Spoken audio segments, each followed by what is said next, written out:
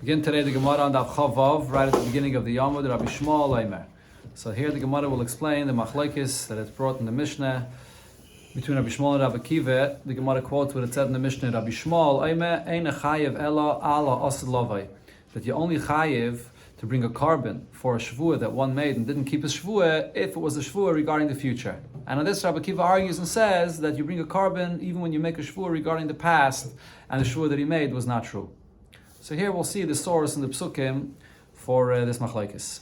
Tana Rabbanon. So we learned in the Braise it says that in the pasuk it says lahara oy lehetiv. One makes a shvuah for the negative or for the positive. This is talking also in the future tense.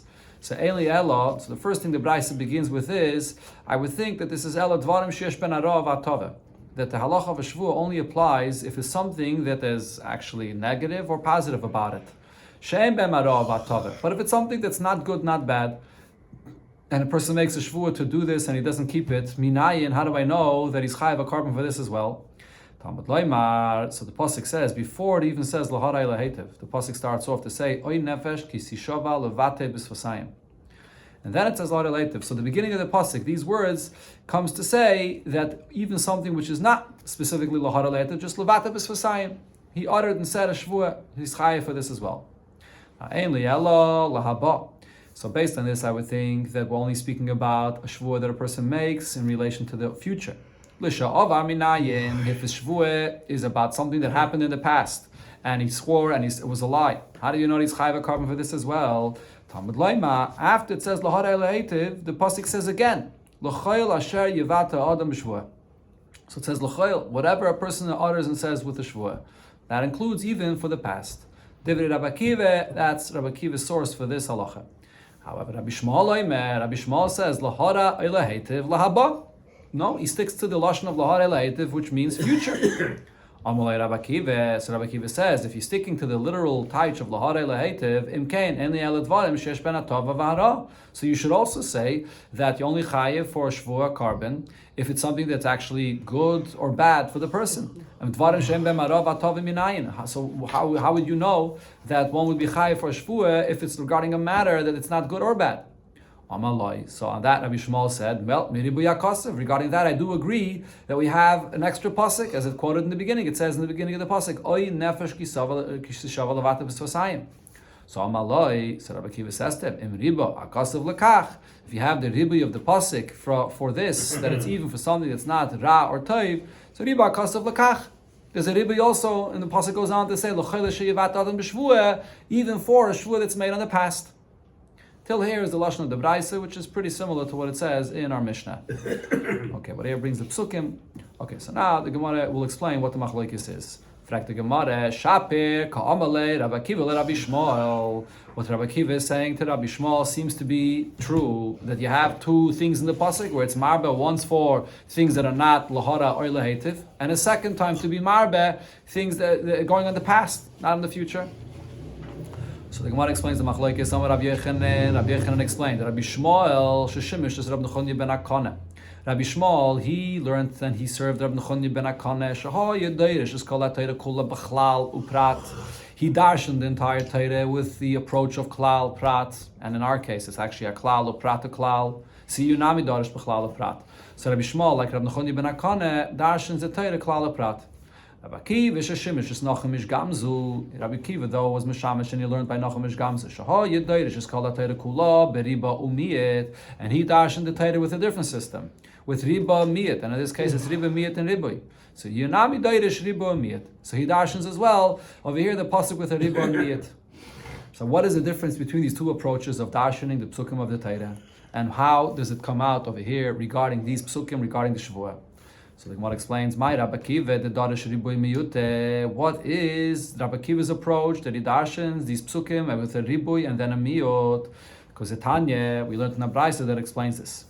When it says in the pasuk first, a general thing, oy nefesh kisishava, the nefesh that swears, and it goes on to say levate b'sfasayim. So that's including in any case that a person swears and utters with his mouth. Then the pasuk says lahara oy lehetiv, something that's bad or good. So miyit, the pasuk here is coming to exclude something.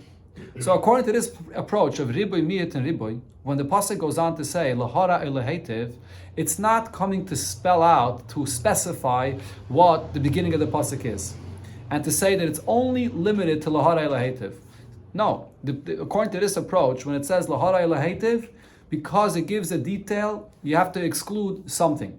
And now we say that it has to be similar to this lahara elahetiv, not dafke limited literally lahara elahetiv, but it has to be something which is similar to lahara elahetiv, and therefore we exclude something. Then the pasuk goes on to say, l'chala sheyavate adam, again another ribui, whatever a person will utter with his mouth in a shvuah, chazav riba. Now there's another ribui over here. So therefore, what I say is riba umiyet veriba. When you have a riba in the beginning, and then a miyot, and then a riba. So how do I darshan this? According to this approach, we're not going to say that the ribuy at the end comes to say that we're going to only be marbe something which is similar to the ribuy, similar to the klal. Because even without the second ribuy, I would know that. When it says the miyot is saying, don't take the ribuy as it is, all inclusive. Be mamayit that it should be things that are similar to the ribuy. Then when it says another ribuy in the end, so that actually means that you have to be marbe everything. And now, so that's what the Gemara concludes here based on this approach. Riba hakoil. Once it says a second riboy, amarbe any kind of shavua. So my riba kol mili, any kind of shavua. But then the fact that it says a miyut in the middle, my miyut var mitzvah. You're going to be memayit something that's completely not similar in any way to the example that the pasuk is speaking about. And therefore, what are we being memayit? Only a dvar mitzvah. A person swears that he's not going to fulfill a mitzvah, so that's something you can't. It's not possible for a person to swear that he's not going to do a mitzvah. He's obligated to do the mitzvah. Rashi actually says here, this is similar to a Shavuos shav, when a person swears about something that can't be, that everyone knows is not true. Right? But otherwise, we're marbe everything. Even things that are not similar to what it says here in the pasuk. And therefore, Rabbi Akiva says, we're marbe, that a person would be chayav for a Shavuot, even if he swears about the past. Rabbi Shmuel darish klal prat. However, Rabbi Shmuel dashes this pasuk with the approach of klal prat, and therefore that's different. When it says oy nefesh kisi shava levata b'sfasayim, that's the klal, that any kind of shvuah that a person utters, he would be chayav. Then it says lahara elahetiv prat. Lahara elahetiv is a detail. Now, according to this approach, what does it mean prat? Prat means that these words lahara elahetiv is here to specify and explain what the beginning of the pasuk is about. So if we would only say klalu prat, I would say that it's specifically dafke this lahara and lahetiv, excluding anything else. Then when it adds again l'chol sheyivata adam, it says another klal chazav kolal. So therefore I say it's a klal of prat klal. And according to this approach, klal of prat klal means that I don't now say that the prat it's limited just to the specific prat that it actually said. Now I say yatadanelo ke'ena prat. The second klal comes to say that I could be marbe more, but I could only be marbe what's similar to the prat, and therefore it's more limited what you're including here. Ma prat meforish lahaba. So therefore Rabbi Shmuel says, just like in the prat, lahara lahetiv is regarding the future. I've called lahaba. I also say that any shvuah to be chayv a carbon for has to be similar to the prat that it's going on the future. So now the Gemara explains. On one hand, they say hani klala, the fact that you have the klala prat the klal, so it has to be marba more. It's not just what the prat is. So what does the klal come to say? That teaches that even things that are not literally something good or bad, even something that's just parv, like to do something that's not none of these two, but it's going to be for the future. So I'll be marbe those things. Then hani prata, on the other hand, the fact that it says the prat here and it has to be ke'ena prat, in what sense does it have to be ke'ena prat? Sorry, it comes to exclude those things, even if it is good or bad, but it's the sha'avar, but it's going on the past, and therefore it's not similar enough to the prat which is going on the future. That's how Rabbi Shmuel darshans the pasuk. So it's much more limited than Rabbi Akiva. But the Gemara asks over here on this, why wouldn't I say that maybe the opposite should be the case? I see that there's something that I have to be marbe, and there's something that I have to be memayit. It has to be somewhat similar to the prat. Maybe the similarity should be in the opposite, in the fact that it has to be something that's ra or toiv. But the future and past, that should not matter. That should not be marbe here. Rabbi Yitzchak, so Rabbi Yitzchak answers and explains. Dumye de lahara elahetiv. that has to be similar to laharai lehetiv, which is mi she'isurai mishum bal yachal devarai. Laharai lehetiv, which means that a person makes a shvuah regarding the future, and the whole isser over here is that he shouldn't break his shvuah, not to desecrate his words in the future. Mishum bal yachal devarai. Yatzis azu, so therefore a person that makes a shvuah regarding the past is completely not similar to this. She'eni suri mishum bal yachal devarai. The etzem isser is b'chlal not this isser. You don't learn it out from Bal Yachal Devari, which is about not breaking your word in the future. Ela mishum bal teshakru. Over here, the moment the person says the shvuah out of his mouth regarding the past, he lied right then. He's lying about what happened in the past. So the whole nature of the isra that he's doing is different. That's why this is something that's not similar to the prat, and therefore we're dafke memait this. But in the case where it's not ra or toiv, but it's going on the future, it's the same isser. It's the same isser of bal yachal devar, that he shouldn't break what he's going to do in the future, and therefore that's still included in the isser according to Rabbi Shmuel. Or another pshat, why we dash in the pasuk this way according to Rabbi Shmuel, Rabbi Yitzchak bar Oven Omar, Omakra, the pasuk says, Oy nefesh kisishava lovate bisvasayim, nefesh that swears and it utters with his lips. Misha shvuah, so in this pasuk you see the term here, it says Misha shvuah kedemes lebitui. That one that his shvuah, when he says the shvuah, it comes before this, that he's breaking what he uttered with his mouth. And that's when he's making a shvuah regarding the future. That's why the pasuk uses this term, shava and then levate. Levate means that he just broke what he uttered with his mouth. V'lo isha bitui kedemes l'shvuah. And not in a case where the bitui comes before the shvuah, which means that yotza zeh, it excludes this case where achalti v'lo achalti shamaisa kaitim l'shvuah. That the action that the person did, that he did eat, and the moment he opens his mouth to say I did not eat, and he says, oh, I swear that's true that I did not eat, right away when he opens his mouth, he's already lying. So therefore, here in the lashon of the pasuk, we see that case is different, and it's not included in the halacha of Shuas sheker to be chayav a carbon for it. Tana Rabbanon, and another brayso we learned, darshaning the same pasuk regarding different things that we learn from it.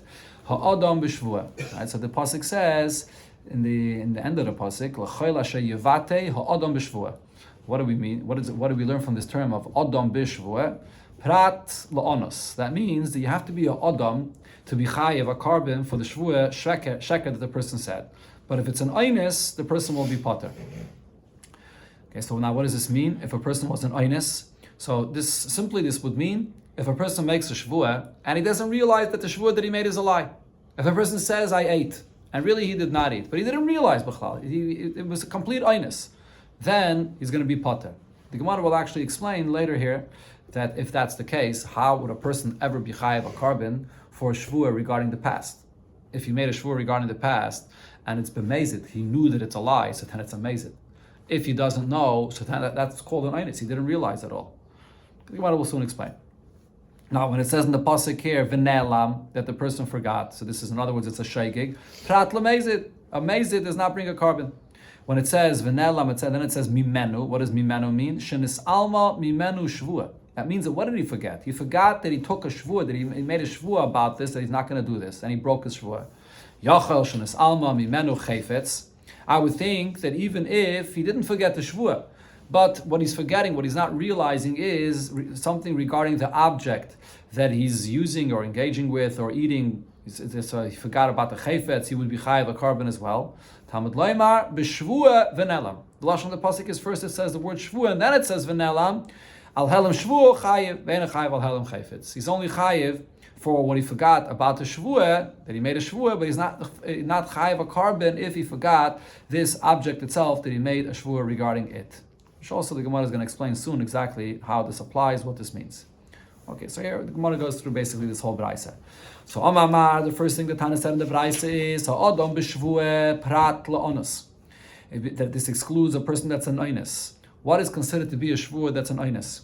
Heichidami kid Rav Kahana v'Ravasi. Like what happened with Rav Kahana and Ravasi, that Kiavag Mekaimi Mekame de Rav, they were both students of Rav. And when they learned by Rav, so after they came out and they were repeating what Rav said, so one of them said, Shvuah said, the Hachi Yom Rav. I can swear that this is what Rav said. Umar Omar, the other master said, Shvuah said, the Hachi Yom Rav. I swear that, no, this is what Rav said. So then, Kiyosu l'kamei de Rav, when they came back to Rav and asked him, so Omar kechad minayu, he said that one of them was right. Amalei Yidach, so the other asked Rav, so v'ano b'shikra ishtaboy, does it mean that I swore falsely and I was over on this Isser of the Shavuos Sheker? Amalei, and Rav said to him, no, there's no Isser here. Libach unzach, your heart has forced you into this to be under the impression that this is what you heard that I said, and therefore this is an einus. This is the example of an einus. The Gemara here is giving an example regarding learning Torah from a teacher, but the similar is also regarding something that a person makes a shvuah and he's convinced that this is what happened. He doesn't realize. And then later on, someone clarifies to him that he made a mistake. That is called an einus. Taisus over here adds and says that this is an einus not only regarding it's not just a limud that you're not chayav to bring a carbon for this, but regarding the whole Indian, regarding the whole Isra, and there's no einish for this because it's libach ansach.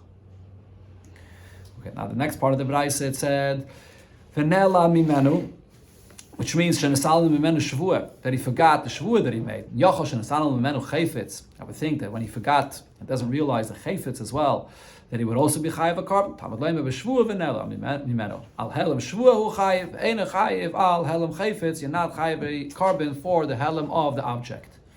So now the Gemara says about this part of the Braisa, machku alei b'marova. In the West, in Eretz Yisrael, they laughed on this. They said that this part of the Braisa is, you can't understand what it's saying. Why not? It's understood that it says that a person forgets the Shvuah, and therefore is chayav a carbon, mishkachas la, b'loy chayfetz.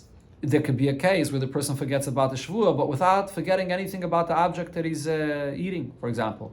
Kagayin da Omar, Shvuah shelo yochel pas chitin. A person makes a Shvuah that he's not going to eat wheat bread. But ukasavor, he forgot his shvuah because he thought sha'eichel kama, that his shvuah was that he will eat from this paschitin. So the shvuah said inchi, so he forgot what his shvuah was. But chefze docher, what the object is that he's holding a wheat bread in his hands, that he remembers. So this is the case that a person will be chayav a carbon when he eats this bread. But elo chayfetz beloy shvuah heichidami. What was this Braisa saying?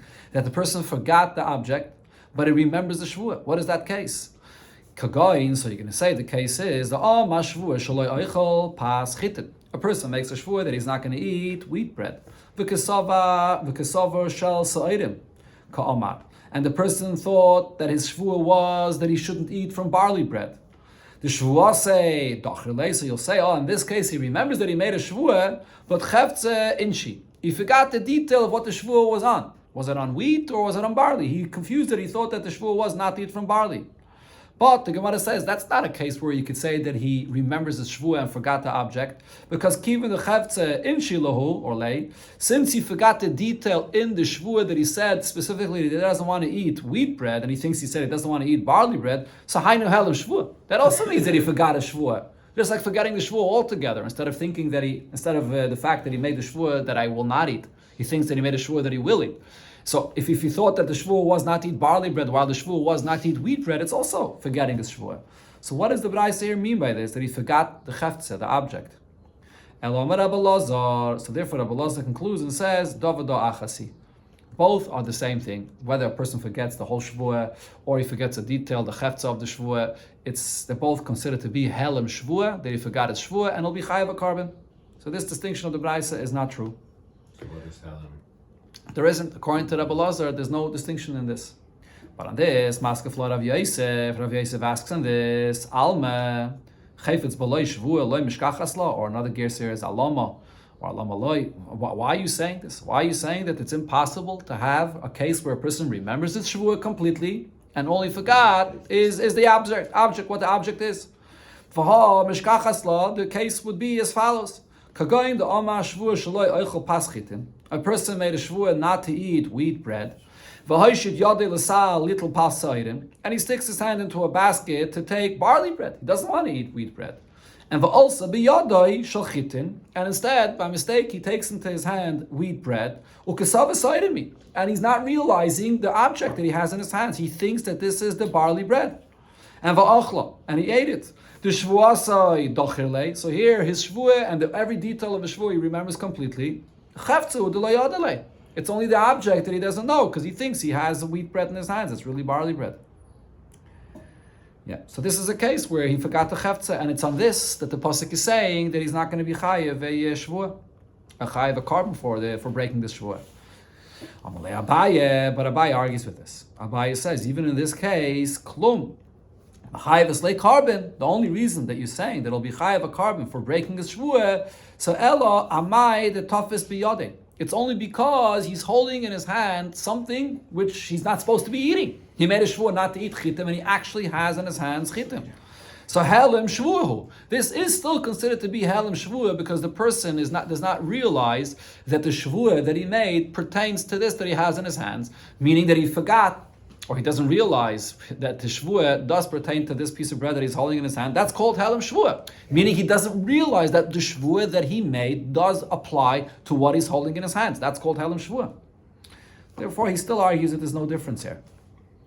Or Lishna Achrene, there's another version of how Abaya argued with Rav Yosef. Amalei Abaya Rav Yosef, sof. In the end of the day, even in this case where he remembers every detail of his shvuah, he just doesn't know what he's holding in his hands. Carbon the kamaisi, Allah the high pass, the carbon that he's bringing for this bread that he's eating, miyas helam shvuhu. This is considered to be a helam shvuah because he doesn't realize that the shvuah that he made applies to this bread. So if you don't realize that the shvuah applies here, that means that you have a helam regarding the shvuah, that it doesn't apply here. He thinks it doesn't apply here. So that is considered to be a helam of a shvuah. But Rav Yosef Amalach, however, Rav Yosef will tell you that no, this is a different kind of case. The moment you make the person aware of the fact that the bread he's holding in his hands is wheat bread, so parish mine, he's going to right away separate. He's not going to eat it. That means helam chayfetzu. So therefore, it's a different kind of a helam. That means he remembers the shvuah completely, and the only thing that he forgot is the chayfetz. And the moment he realizes what the chayfetz is, then he's not going to eat it. So therefore, this is a case that the Torah is excluding and saying that you will not be chayav to bring a carbon for this. There's a discussion in Achrayna regarding this case that the Gemara brings here, that we had this before here in the Gemara also. This is usually what's called misasik, when a person does an action and he's completely not intending to do the action b'chlal. And usually misasik, a person is completely potter. Right? So over here, the person stuck his hand into a basket and he wanted to take out wheat and it came out of barley bread, or he wanted to take out barley bread and it came out of wheat bread. It's completely misasik. So usually that's something that you always potter for it. Okay, the Gemara goes weiter in here and has another ibaya, according to the opinion of Yosef, that learns the Braise, that there is a difference between what the helam is, whether the helam, whether he forgot his shvuah, or if he doesn't realize what chayfetz it is. So based on this, Rav Nachman, Rav asks Rav Nachman the Shaila, how about helam zeb yodai? If the person forgot his shvuah, and he also doesn't know what chayfetz he has in his hands. So what's going to be the mahu? What's the halacha here? Do I follow the helam of the shvuah and he's chayav a carbon, or do I say no? There's also a helam of the object he has in his hands, and therefore he's potter from a shvuah. Amalei, so Rav Nachman answered, Harei helam shvuah biyodei. There's also the helam of the shvuah. Since he forgot the shvuah, so he's chayav a carbon, v'chayav. But Adrab, Rav asks him, but no, the opposite should be true. Harei helam chayfetz biyodei upater. Besides the shvuah, he also doesn't realize what he has in his hands, and therefore he should be potter. So Amar Ravashi says, and this is a concept we had earlier before in the Gemara regarding the Helim Tumah and the Beis HaMikdash. So Ravashi says, you can see what it is the person really forgot. Chazina, we can see. If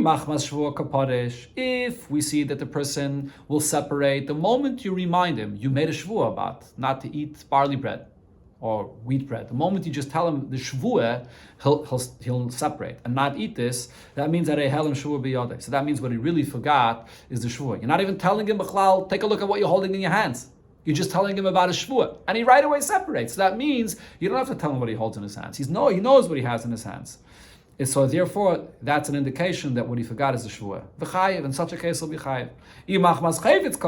But if you just show him and tell him what is it that you're holding in your hands, and you're not telling him anything about the shvuah, and he right away separates, so that's an indication that all he forgot was about, he didn't realize the object that he's holding in his hands, or potter, and therefore then it'll be potter. But Ravina doesn't accept this kind of sign that we could see what it is that he forgot. Ravina says to Ravashi, Klum parish mishvuah Elo mishum chayfetz. Even if you're only reminding him about the shvuah and he separates without you telling him about the chayfetz, it doesn't mean that it wasn't the object that he didn't realize. When you're telling him, you made a shvuah, what happens? The person's thinking, why is he telling me about the shvuah? So he pays more attention to the chayfetz that he has in his hands, and he realizes, oh, this is actually the chayfetz I made a shvuah about. So it could be that he actually didn't see what the chayfetz is. And the same thing, the opposite. Klum parish mi chayfetz, when you make him aware of what object he's holding in his hands, so why does he now separate from it? Elam mishum shvuah, because he's thinking, why are you telling me about this chayfetz? And he reminds himself of the shvuah that he made. So therefore, Elo lo yishna, there's no indication, there's no difference in what it is that you're reminding him, and he's being parish from that, based on that, that's no different. And Rashi here says that in both cases he'll be potter. Yeah, in both cases he'll be potter, and the Mefarshim say because in the pasuk it says that it has to be b'shvuah v'nela, which means only in a case where what he forgot was only the shvuah, then he's going to be chayav. But if he forgot the chayfetz, or in addition to forgetting the shvuah, he also forgot the chayfetz, he'll be potter. Another boy minei Rav and Rav Nachman. Rav asked another boy from Rav Nachman. Ezehi shvuas shigigas again. Ezehi shigigas shvuas bitu lisha avar. This is a question that I brought up before regarding what it said in the Braisa. What is this case of a person that's a shegig regarding the shvuah that he made, that as soon as he said it, it's a lie because he's speaking about the past? If the person knows what it is that he did in the past and he's swearing and he's lying about it, Mezadu. So as soon as he says the shvuah, this is amazing, so you should be potter from a carbon. If the person does not realize that what he's saying is a lie, so then honestly, this is something that the person didn't realize at all, so then it's an einus, like the example the Gemara brought before from Rav Kahana and Rav Asi when they learned from Rav. So what is the case where we define it as a shaygig? Amalei, so Rav Nachman answered, when a person makes a shvuah and he says, I know that what I'm saying now, I'm swearing about is a lie. He's aware of this. But I didn't know that this is a kind of an isser that you're chayiv to bring a carbon for this, or you're not chayiv. So this is also considered to be a shaygig. Shaygig is not only if a person forgot completely that there's an issa here, but even if the person realizes the issa, but he didn't know that this is chayiv a carbon, even if he just forgets that detail, it's also a shaygig. Says the Gemara, Kaman, according to whose opinion is this? Kimunvaz, like the opinion of Munvaz, which is brought in Shabbos. When a person knows that it's also to be Machal Shabbos and he knows that this is a malacha, but all he forgot is the detail that you bring a carbon for this. The Amah, Shegigas carbon, Shma Shkaga. When a person forgets just this, that it's Chayiv a carbon, that also is a Shegig. So we're explaining this concept of bringing a Shvuah for the Sha'avat only according to Munvaz. So according to the Rabbana that disagree with this, how are you going to explain the shaygig? So the Gemara says it's not only according to Munvaz. To explain here regarding the Shvuah, I could say that here the Rabbanan agreed to this. When do the Rabbanan argue? How we define a shaygig? So they argue on Munvaz, that's Ella v'chol ha'Torah kula. That's only by all other karbanis chatos that you bring in kol ha'Torah kula. The lav chidushu, because over there, that carbon chatos is not a chiddush. There's the general rule what you chayav a chatos for, and so that's the category of all chatos in the Torah. Over there, according to the Rabbanan, it's not enough if it's a shaygig just regarding the carbon. It has to be a shaygig regarding the isser itself. Aval hacha the chidushu over here, this carbon chatos, which is really an oil that you bring regarding a shvuas shav or shvuas sheker rather. So this kind of a carbon is a chiddush, and the Gemara explains now what the chiddush about this carbon is. The maisi carbon. But in kol ha'Torah kula, there's no such thing that you bring a carbon chatos if the whole isser of this aveda b'mezid is just a lav that you would get malchus for, and there's no kodesh.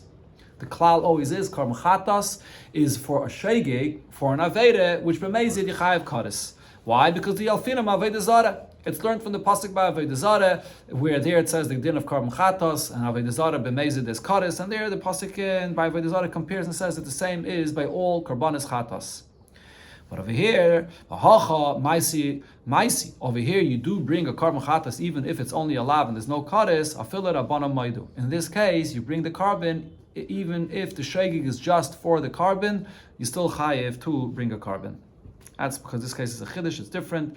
So you chayav a carbon, even you see the Torah is mechayav a carbon even more. Even when it's not a karas, you also chayav even if the shegig is less, even if the shegig is just on the carbon. Yeah. Another shaila, Ravine asked from Rava, Nishba al kikar, a person made a shvuah not to eat bread. And now the person didn't eat, so his life is in danger. And he ate from the bread. Mahu, what's going to be the halacha in this case? So the boy here is in a case, when he ate the bread, there was a helam. He forgot about this shvuah, and therefore he ate from the bread. But while this is happening and he forgot about his shvuah, his life was also in danger. So the question is, do I say that because it was a helam, so he's chayav to bring a carbon? Or do I say on the other hand, because his life was in danger, so therefore he's potter from a carbon? So the Gemara says, how could you ask such a yiboyah? Mistaken. He's saying that this person's life was in danger. So literally, the master should tell him that he's allowed to eat this. You can't say that he would have to bring a carbon for this, even if there was a helam for a shvuah, but he's not over on the shvuah by eating this because he's allowed to eat it. Ella, so the Gemara clarifies the boy is in the following case. Mitztayer va'achla, b'shigas shvuah mai.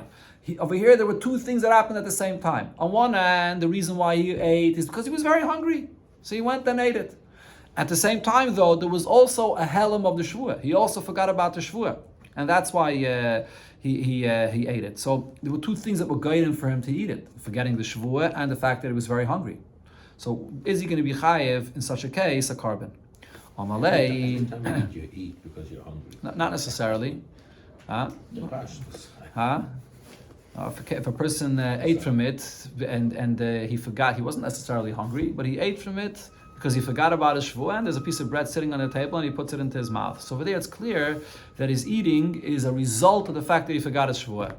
But over here, the person had a tsar, and that was guiding for him to eat it. So there's another guiding for him to eat it besides the shvuah.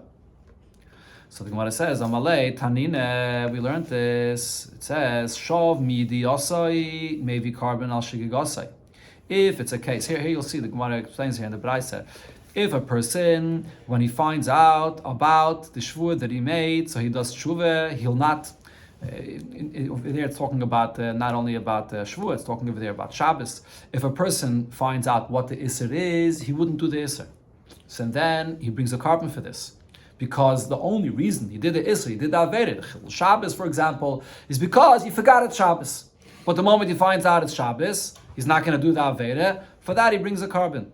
Maybe carbon al shigigosai. Same thing over here. If a person forgot that he made a shvuah, but the moment you remind him that he made a shvuah, so he's not going to eat from this piece of bread.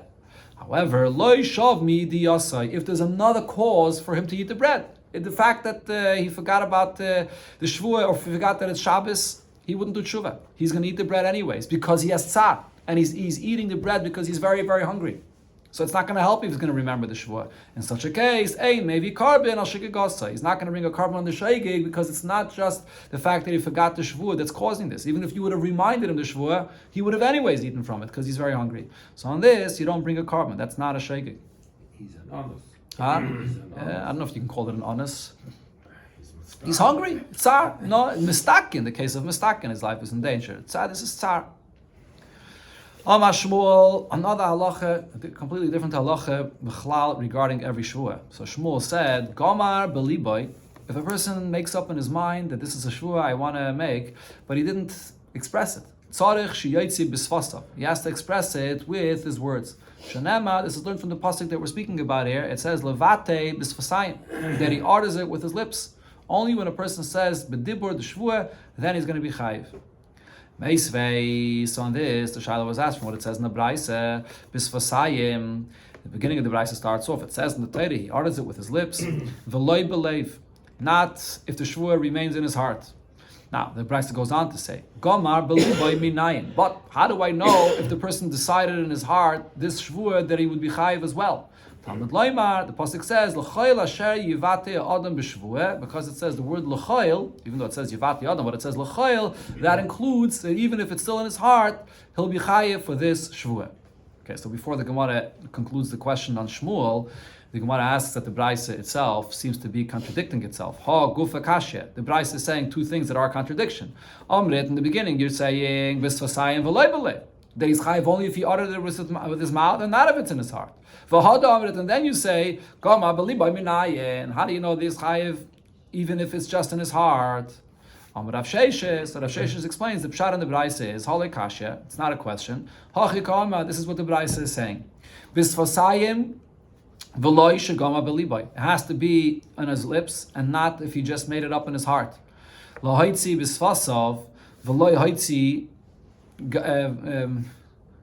where was it? Sorry, again, let me read this again. This is what the Braisa means. Bisfasayim, it has to be on his lips.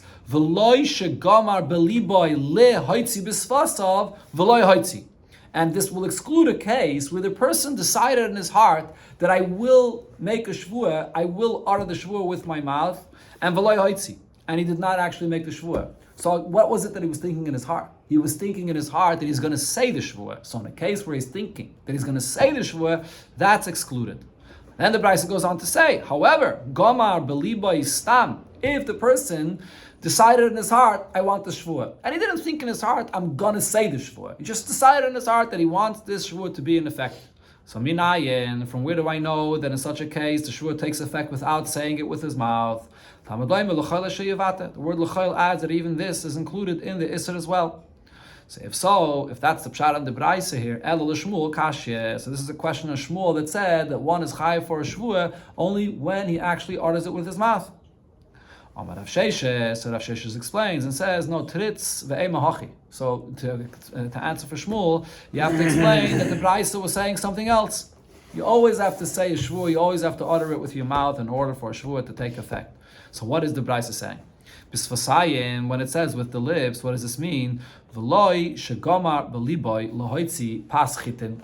The person was thinking that he wants to make a shvuah not to eat wheat bread, v'hoitzi pas soirim, and mistakenly he said the words barley bread, but that's not what he wanted to say. It's a mistake in what he said. So in such a case, his heart and his words ain't piv libay shavin, so he's not going to be chayiv for the shvuah. That's the first point the Braisa says. Then it goes on to say, if